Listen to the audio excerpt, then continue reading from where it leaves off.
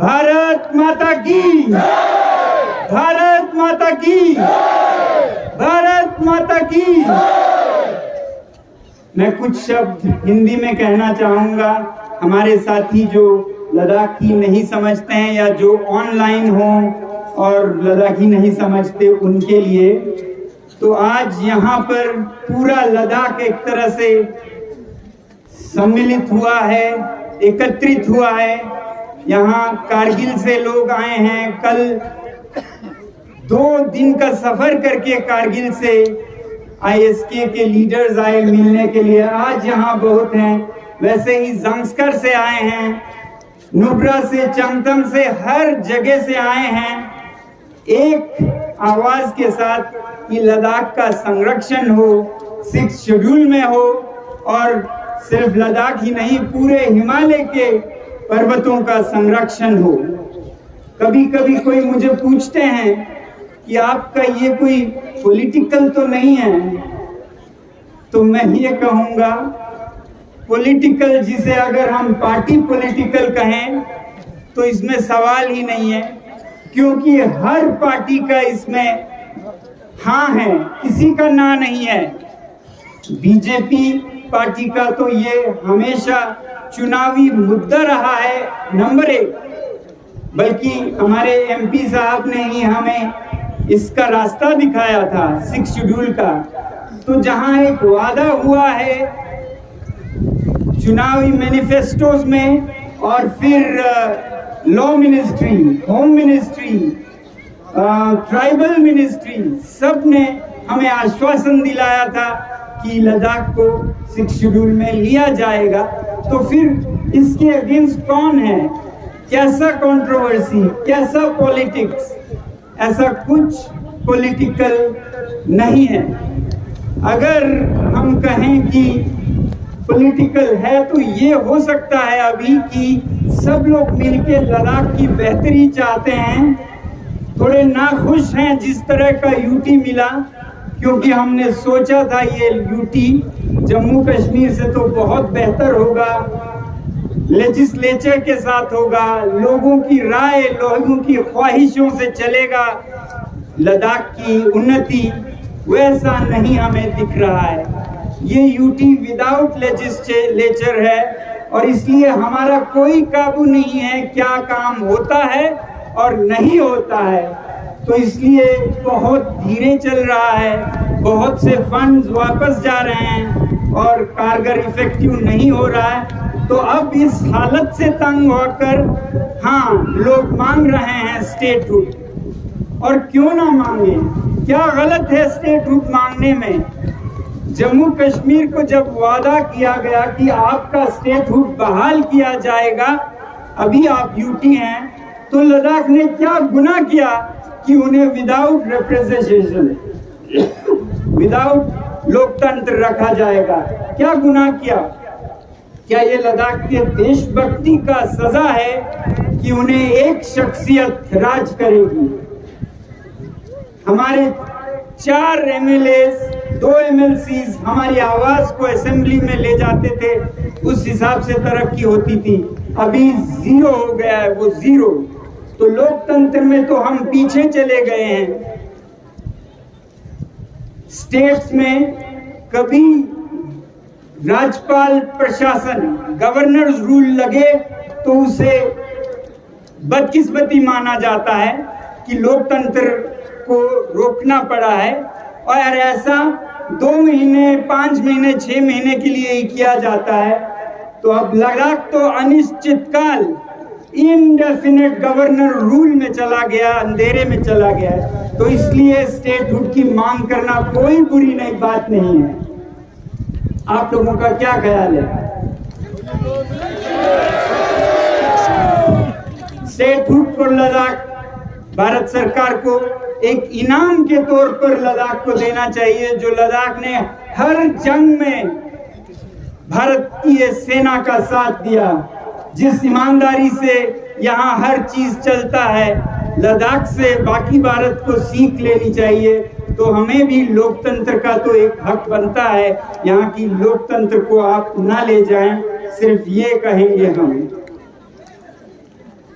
मगर जब लोकतंत्र की बात करते हैं तो लोकतंत्र की कुछ खामियां भी हैं, इसीलिए हमें 6 शेड्यूल मांगना पड़ रहा है।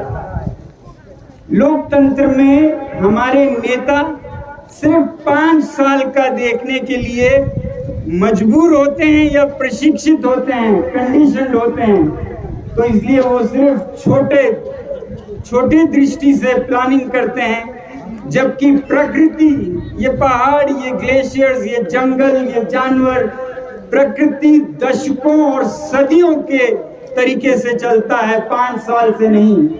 तो लोकतंत्र में नेता कभी कभी गलत फैसले करके विकास के नाम पर उद्योग जहां भी लगा देते हैं, कुछ भी नदी को, जंगल को, पहाड़ को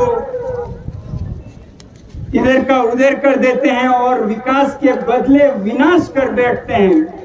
2-4 लोगों को खुश करने के लिए वो जनता का सदियों तक का विकास नहीं, विनाश कर बैठते हैं। तो ऐसे में जरूरी है कि ऐसे संरक्षण हो जिसके वजह से ये हिमालय के पर्वत बचे रहें। शॉर्ट साइटेड, आज और कल का सोच के इसका शोषण ना हो, एक्सप्लॉइटेशन ना हो, तो इसलिए हम 6 शेड्यूल में संरक्षण की मांग कर रहे हैं, ताकि ये लद्दाख और हिमालय के ग्लेशियर्स बने रहें। सिर्फ लद्दाखियों के लिए नहीं, आपको याद रखना होगा कि जो हिमालय के ग्लेशियर्स हैं वो लद्दाख नहीं बल्कि पूरे उत्तरी भारत के लोगों का पानी है। 100 करोड़ लोग इस पर निर्भर करते हैं, तो उनके लिए भी इसको बचाए रखना बहुत जरूरी है। कभी कहते हैं कि क्यों संरक्षण करें हम, ये लद्दाखी क्या मांग रहे हैं? नहीं, ये आपके लिए भी मांग रहे हैं और हमारे संविधान के मुताबिक एक बात मांग रहे हैं। भारत का संविधान इतना सुलझा है, इतना अग्रगामी है कि ये एक विविधता में एकता, यूनिटी इन डाइवर्सिटी को सिर्फ टॉलरेट नहीं करती है, सहती नहीं है, बल्कि प्रोत्साहन देती है, संरक्षण देती है। और इसीलिए हमारे पुराने जो विद्वान थे उन्होंने संविधान बनने के समय आर्टिकल 244 उसमें शेड्यूल 5, शेड्यूल 6 रखा होगा तो सोच के रखा होगा ना कि ऐसे जनजातियों को, ऐसे क्षेत्रों को, इलाकों को संरक्षित रखना चाहिए। तो फिर जो संविधान में है उसकी अगर शांतिपूर्वक मांग की जाए तो क्या वो जुल्म है, क्या वो जुर्म है? आप बताइएगा।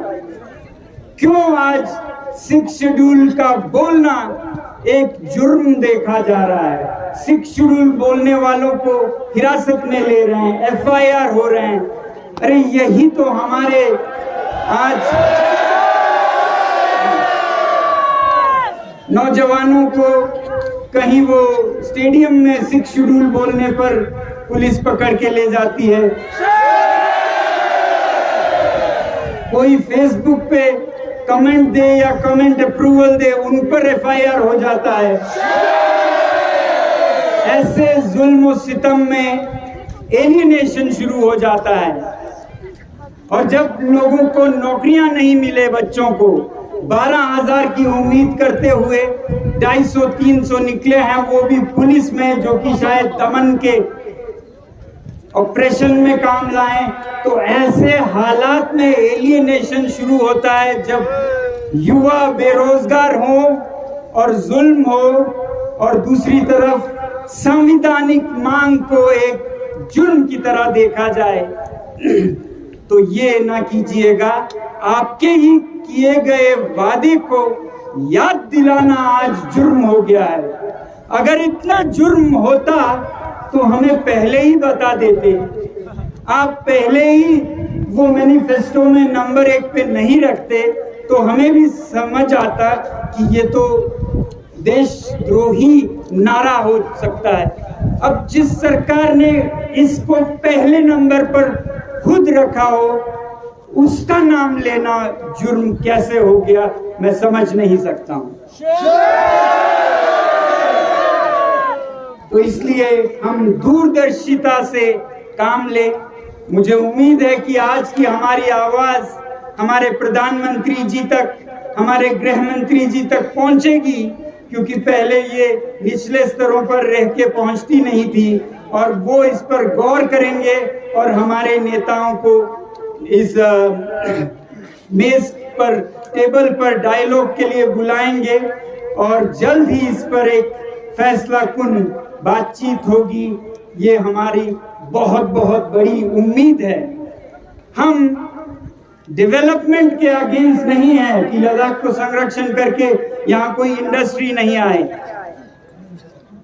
अगर बेहुदा बिना किसी कंट्रोल के इंडस्ट्रीज आए और उसमें लद्दाख के लोगों का कोई भागीदारी ना हो, उसका हमें डर है। कहीं माइनिंग हो, कहीं खनन हो और उसमें लोगों का, स्थानीय लोगों का कुछ ना चलता हो।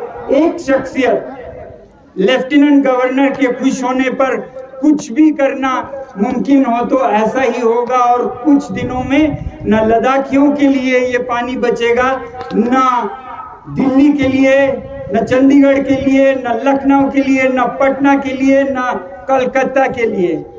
तो ये किसी के हित में नहीं है। इसलिए हम चाहते हैं कि इन्हें संजोए रखा जाए और बचाए रखा जाए, और लद्दाख के 6 शेड्यूल के इस मांग को पूरे भारत से समर्थन हो, और मुझे खुशी है कि ये समर्थन है भी। तो हम, अगर यहाँ पर कोई इंडस्ट्री आए तो हिल काउंसिल्स के सहमति से आए, जिस पर लोगों का बागडोर हो।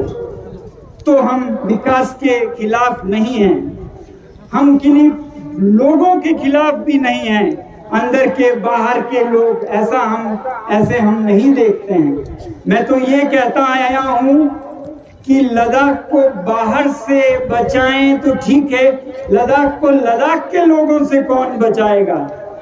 लद्दाख के लोगों को भी मैं कहता हूं, हमारा जीवन शैली भी ऐसा हो कि यहाँ के प्रकृति को हम विनाश ना करें। तो मैं हमेशा ये कहता रहा हूँ, आज मुझे आप वाहवाह कर रहे हैं, जिंदाबाद कर रहे हैं, कल को शायद मुझे आपको भी अपोज करना पड़े अगर आप इन प्रकृति को, यहाँ के माहौल को बिगाड़ेंगे। तो मैं तो हमेशा आवाज उठाता रहूंगा। तो लद्दाख को लद्दाख के लोगों से भी बचाना होगा। जहां तक बाहर के लोगों की बात है, तो मैं समझता हूँ बहुत डिस्कशन में हो सकता है। जैसे मेघालय में मैंने देखा कि एक पुलिस बाजार नाम का एक एरिया है जिसमें 6 शेड्यूल अप्लाई नहीं होता है, वहां पर बाहर के लोग भी आके अपना बिजनेस चला सकते हैं। ऐसे ही यहाँ भी एक सीमित क्षेत्र हो सकता है जिसमें कहीं से भी लोग आए, मगर वो हर घाटी में, हर गांव में, हर पहाड़ में न जाएं। तो ऐसा कुछ देखा भी जा सकता है। मगर यहाँ लद्दाख में जब हम बचाने की बात करते हैं, तो मेरी जाती राय तो ये है कि जब बात चले चांगथंग की नाजुक पर्यावरण की, पांगोंग की, सोमोरिरी की, तो शायद ले के लोगों को भी ये मुमकिन नहीं होना चाहिए वो जहां भी कुछ भी कर लें। तो लद्दाख को लद्दाखियों से भी बचाना होगा, और वो 6 शेड्यूल देता है। लेके लोग जाके जमस्कर को बिगाड़ दें, उस पर भी रोक होनी चाहिए। लेके लोग करगिल में तबाही मचाएं, उस पर भी रोक होनी चाहिए। और करगिल के लोग ले में आके मनमानी करें, उस पर भी रोक होनी चाहिए। और वो 6 शेड्यूल में है।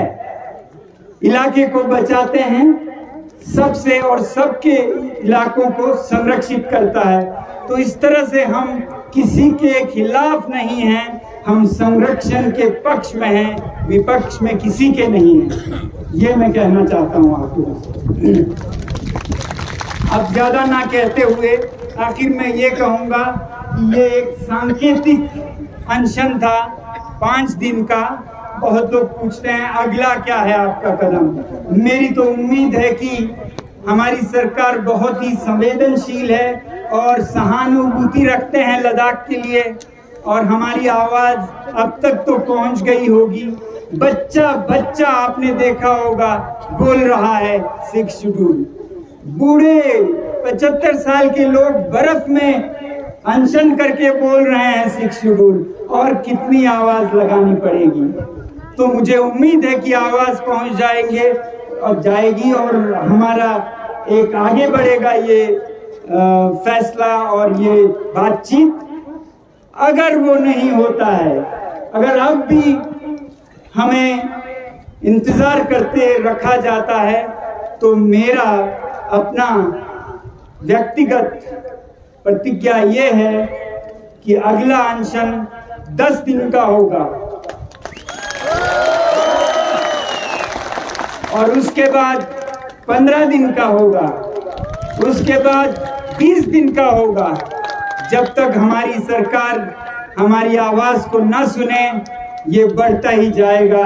यही मैं आप लोगों से कहना चाहता था। मैं पूरे भारत से जो लोगों ने हमें समर्थन दिया, और सिर्फ लद्दाख के लिए नहीं, पूरे हिमालय के लिए, और जो लोग अब अपने पहाड़ों को, जंगलों को, नदियों को बचाने के लिए भी एकजुट हो रहे हैं, उनको मैं सलाम करता हूं, धन्यवाद देता हूं। इसी बात के साथ मैं आप लोगों का फिर से शुक्रगुजार हूं। मैं तो खुद जो मेरे से हो सकता था वो करने की कोशिश कर रहा था। कहते हैं मैं अकेला ही चला था जानिबे मंजिल, मगर लोग आते गए कारवां बनता गया। शुक्रिया।